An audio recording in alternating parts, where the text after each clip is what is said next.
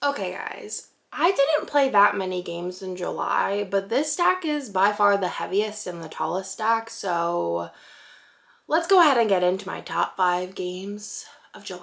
I'm actually going to include a kind of like a bonus Jonas little pick here, a honorable mention, if you will.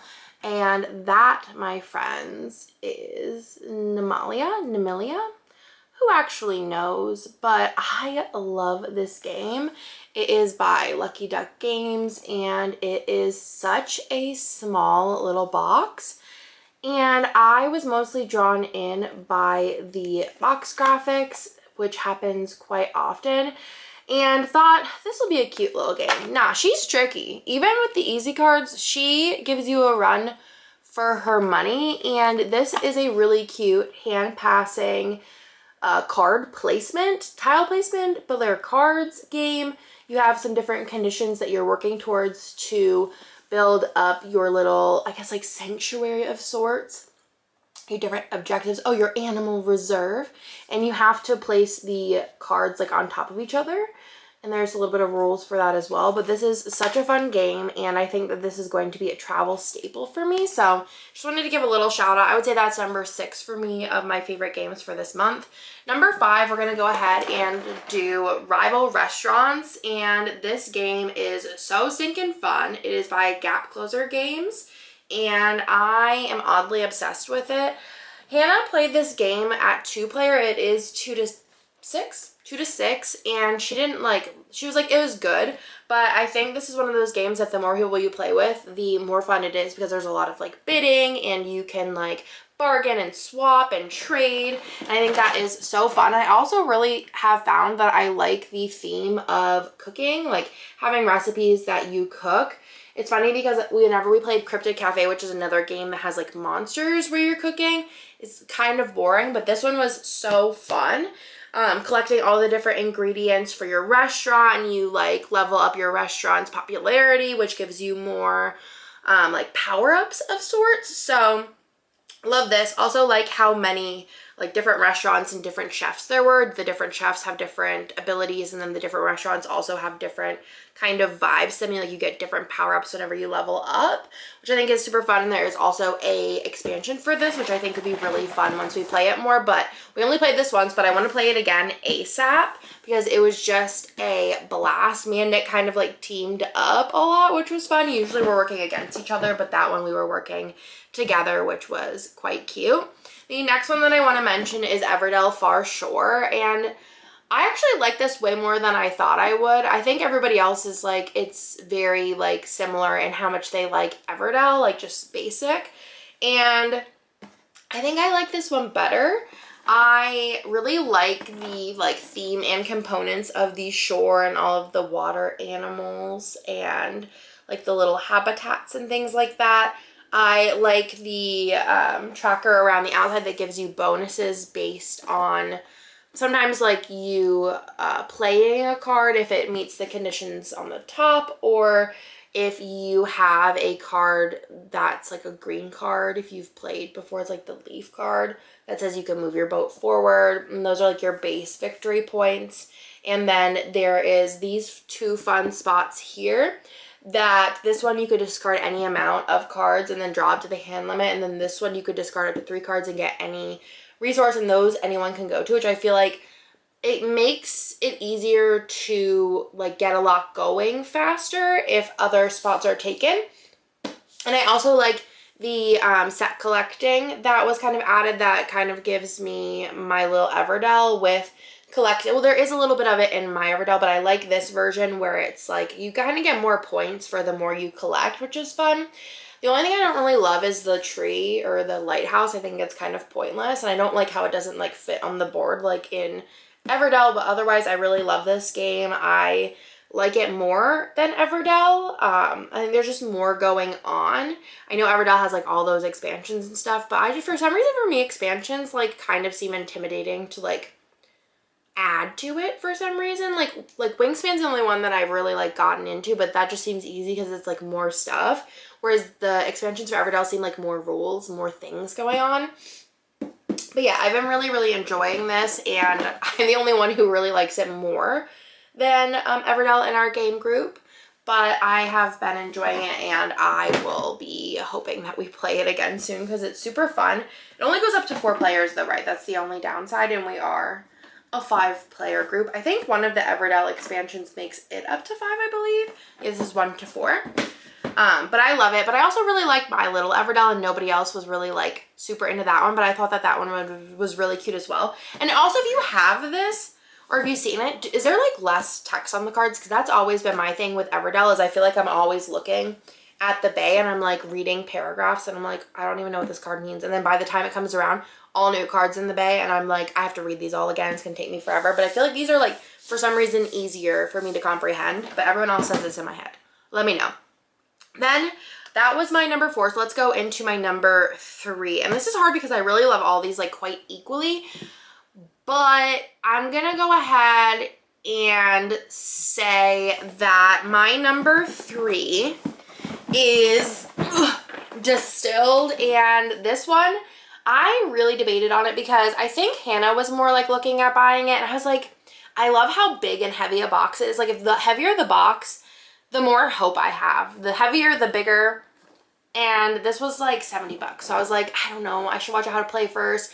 I was like, everyone really likes it. So I just went ahead and picked it up. And y'all, this is so fun. This is a 1 to 5 player game by Paverson. And if you saw my Gen Con haul, I don't know which will go up first. I bought the expansion, all of the Luxe add-ons, the neoprene mat, everything. It's just such a good game. So basically, you inherited a distillery, and there's a bunch of different like people who all have their own like special abilities. And then you have your alcoholists, and basically you are collecting ingredients, which we love, collecting ingredients to make the different alcohol. And there's a little bit of like a push your luck element to this, which I do really like.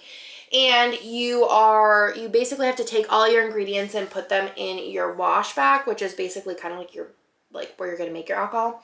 And then you have to like shuffle them and then take the top and the bottom, and those cards are out. And it's kind of push your luck, because if you don't have all of the ingredients you need in it, then you're stuck making a lower point alcohol, which kind of stinks. But there's a lot of things that can help. There is like upgrades and different cards. You can also add as many cards as you want, so you can like overfill it with ingredients you need. And I just really love it. There's a lot going on in this. And I think the replayability of this is great because of how many different alcohol like card lists there are, how many different like upgrades and like, I don't remember what they're called, like specialty type cards there are, as well as the different like people that you're inheriting the distillery from. So I love this. I would recommend this. If you like games that I like, this is a good one. But also I think Hannah's a little pickier than I am, and she said that this was a 4.5 out of 5 on her first play, which literally never happens. So take that as it is. Distilled. It's good stuff. I recommend it. I loved it, and I think you will too. The number 2 is another big giganto box. I late backed this, and I am very happy that I did. And this is the Castles of Burgundy special edition, and I am obsessed. It is by Awaken Realms and Aaliyah, and I just really love it. I really love it. It is all that it's hyped up to be. I will say the one thing, I wish there was better instructions on where they intended everything to be laid out in this, because as you can see, she's a chonker, and this was very stressful to like put everything together.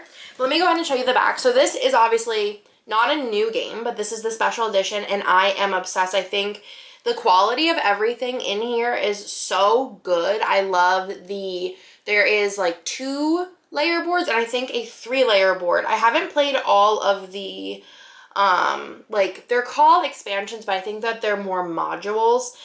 But there's just so much in here, and we've only played a little bit, and I love it so much. So basically this is a tile placement game where you also have dice that you have to roll to be able to place the tiles.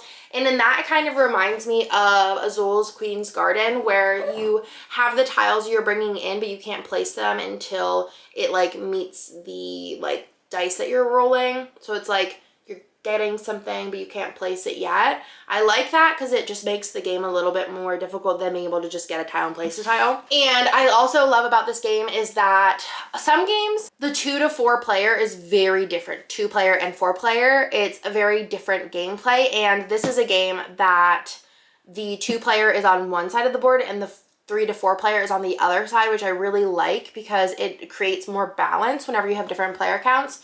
So we played, actually, yeah, 1 to 4. We've played this at 2 player and we've played it at 4 player, and I felt like it ran very smoothly at both. I really like that the tiles in this, I don't think that the original version had this, but the tiles in this are double-sided. So the one side has the picture and then the other side has the text. I really like that. Some of the yellow and the, I think the tan ones, I just, house rule, I just had them flipped over on the board versus having to like look back at the little paper. I found that to be a lot easier, but I really loved this game. It was super fun, and I have no regrets on purchasing the special edition version. If you could get your hands on it, I definitely would, because it is a banger. And then last but not least, my number 1, which is the smallest box literally ever. It's actually not smaller than this box, but it's small, is the My City Roll and Build. And I just love My City. It just has such a special place in my heart. And the first, like, we opened this to start the little campaign with our 5-player game group, which Tony has never played My City, but we're gonna rig it up and I'm gonna get 2 copies of My City so we can play it again. But I literally could not stop smiling when we were playing this game because it's just so much like a pocket version of My City, and it's so fun. I would say it's a little bit easier than My City because it, instead of like having the cards, you have these dice that you're rolling, and I feel like I haven't found it as challenging, but it really just gives me just happy vibes. It's 1 to 6 players, which is good too because the other one's only 1 to 4, or yeah, I think it's 1 to 4. But this is also great for travel because you can just take these 3 dice and then however many sheets you want and take them on the road or the plane or wherever. So I think this is a great game. It makes me so happy. If you love My City, you need this. I can't wait for My Island to come out, but this just makes me so happy, and I think this will be a game that I will probably finish up the sheets and be buying more of because it just makes me so happy. If you love My City, you need the My City Roll and Build. And that is everything. I'm going to leave links down below to anywhere I can find these games. Obviously, shop your local friendly game shop when you can. But otherwise, I will talk to y'all in my next video.